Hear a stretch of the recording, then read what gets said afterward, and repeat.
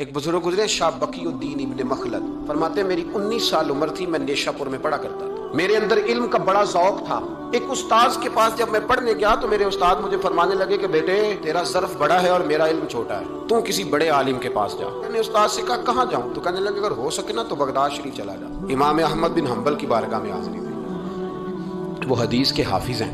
آج بھی آپ ان کی مسند امام احمد دیکھیں، جو حدیث کا طالب علم ہوتا ہے اسے مزہ آ جاتا ہے پڑھنے پر۔ کیا بات ہے امام احمد بن حنبل کی، انہوں نے اللہ نے اعزاز دیا کہ آج بھی مکے اور مدینے میں امام احمد بن حنبل کے مذہب پر فتویٰ دیا جاتا ہے، وہاں کے لوگ حنبلی کہلاتے، اتنی اللہ نے انہیں شان عطا فرمائی۔ کہتے ہیں میں نیشاپور سے نکلا جب تو بحری رستے کے لیے میں آنے لگا یہاں، جب جہاز میں بیٹھا نا تو رستے میں طوفان آ گیا۔ طوفان اس تیزی کے ساتھ آیا اور اتنے دن جاری رہا کہ ہمارے جہاز کی سمت ہی بدل گئی، ڈائریکشن ہی بدل گئی، گویا جانا ادھر تھا تو جہاز کا منہ ادھر ہو گیا۔ فرماتے ہیں جا کے کسی کنارے ہم اترے، یہ دیکھیں جو لوگ طالب علم جاتے تھے، فرماتے ہیں وہاں جا کے اترے، وہاں پتہ چلا کہ جس جزیرے پہ ہم اترے ہیں یہاں سے اگر پیدل جائیں گے تو 7 مہینے میں بغداد پہنچیں گے، اور فرماتے ہیں کہ پیسے بھی کوئی نہیں ختم ہو گئے۔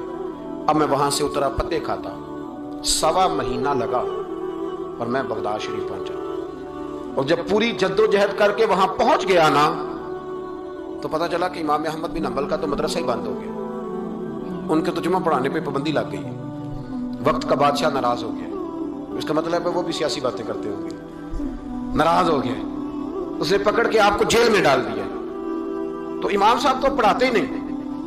فرماتے میں اب تلاش کرنے لگا کہ مجھے پتہ چلے امام صاحب کہاں قید ہیں۔ بتایا گیا کہ ان کو ان کے گھر کو جیل، سب جیل قرار دے کے نظر بند کر دیا، اور گھر کے چاروں کونے میں پولیس کھڑی ہے۔ امام احمد بن حنبل رحمۃ اللہ تعالیٰ علیہ کے وہ شاگرد شاہ بقی الدین صاحب فرماتے ہیں کہ میں جب وہاں پہنچ گیا، وہاں پہنچ کر کے میں نے لوگوں سے کہا کہ تم نا قریب نہ جانا، بس مجھے بتا دینا کہ امام صاحب کا گھر کہاں ہے۔ تو کہتے ہیں ایک شخص نے مجھے کہا کہ میں انگلی کا اشارہ نہیں کروں گا، آنکھ کا اشارہ کروں گا، کیونکہ حالات بڑے خراب ہیں۔ کہتے ہیں اس نے آنکھ کے اشارے سے بتایا کہ وہ سامنا گیٹ امام صاحب کا ہے۔ کہتے ہیں میں واپس آ گیا، اب ساری رات سوچتا رہا کہ امام صاحب کے گھر تعلیم حاصل کرنے کیسے جانا ہے۔ فرماتے ہیں پھر مجھے ایک تجویز سمجھ میں آئی۔ صبح جب میں نے اٹھا تو میں نے سر سے پگڑی اتاری، اپنے بالوں میں ہاتھ ڈال کے بال بکھیر دیے، چاروں جانب بکھر گئے، زلفیں رکھی ہوئی تھی۔ فرماتے ہیں پھر میں نے اپنی قمیض کو تھوڑا سا ایک جگہ سے پھاڑا، تھوڑا سا دوسری جگہ سے پھاڑا، ٹخنوں کے قریب کر کے کہتے ہیں میں نے جا کے تھوڑی سی تہمت کو بھی پھاڑا۔ ہاتھ کے اندر میں نے کاسا پکڑا جیسے فقیر مانگنے والے پکڑتے ہیں۔ اب تو فقیر کہتا نا اللہ بھلا کرے، اللہ بھلا کرے، تو اس زمانے میں کہتے تھے اجرکم علی اللہ، اجرکم علی اللہ، تمہیں اللہ اجر دے، تمہیں اللہ۔ کہتے ہیں یہ وظیفہ میں نے اچھی طرح پکایا، نظریں میں نے جھکا لی، پھٹے پرانے کپڑے پہن کے نا تو بغداد کی گلیوں میں، بغداد کی گلیوں میں تیری تلاش میں پھرا میں جنگل پہاڑ اور دشت میں۔ کہتے ہیں بغداد کی گلیوں میں کبھی ادھر کبھی ادھر میں نہ وہ لیے نہ کاسا، میں گھوم رہا ہوں، پھر رہا ہوں، تینوں لب دیا آپ گواچے۔ کہتے ہیں میں ڈھونڈتا پھر رہا ہوں مجنو بن کے وچ بازاراں، کدی ککھاں وانگ رلائے، کدی کہایا کنبا سارا، سر نیزے اتے چڑھائے، آزم یار مناؤن دی خاطر اساں کی پیس وٹائے۔ فرماتے ہیں کہ وہ کاسا لیے تو میں نکلا، سپاہی کھڑے تھے، ان سے بھی میں نے کہا اجرکم علی اللہ۔ کہتے ہیں ایک دینار انہوں نے بھی میرے کاسے میں ڈالا۔ پھر امام احمد بن حنبل کا دروازہ آیا تو میں نے دروازے پہ کھڑے ہو کہا اجرکم علی اللہ، اجرکم علی اللہ، اجرکم علی اللہ۔ کہتے میرا جوش ہی بدل گیا۔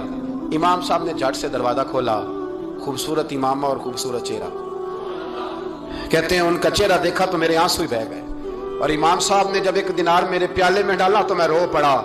میں نے کہا بغداد کے بادشاہ، او میرے محبوب کے علم کے وارث، میں بھیک مانگنے نہیں آیا، میں تو رسول اللہ کی حدیث سننے آیا۔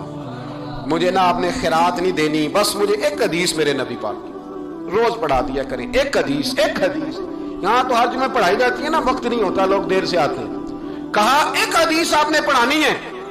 شاہ بقی الدین صاحب کہتے ہیں امام صاحب نے میرا چہرہ دیکھا تو خوشی سے کھل اٹھے، فرمانے لگے تو کیسے آئے گا؟ کہ حضور بھکاری بن کے میں خیرات مانگنے آؤں گا، یہ بھی تو خیرات ہی ہے نا، مصطفیٰ کریم کے نام کی خیرات مانگنا۔ حضور آپ نے ایک حدیث پڑھانی ہے، سنیں۔ شاہ بقی الدین کہتے ہیں میں پورا سال بھکاری بن کے جاتا رہا، یہ جذبہ، یہ شوق، پورا سال بھیک مانگنے کی غرض۔ یہاں تو ہمیں اپنے علماء میں کمزوریاں نظر آنے لگ جائے، کہتے سب ٹھیک ہے جی، وہ ایک بات بھی ٹھیک، لہذا چھٹی، میں اب خود بہت بڑا محدث ہوں، مجھے کیا ضرورت؟ یہ کمزوری ہے، اس لیے اخلاقی رویے لوگوں کے مضبوط نہیں رہتے۔ اس لیے دنیاداری کی ساری باتیں آتی ہیں پر دین نہیں آتا، کیونکہ ہمارا وہ شوق نہیں، وہ انداز نہیں۔ ہم کون بھکاری بننے کو تیار ہے؟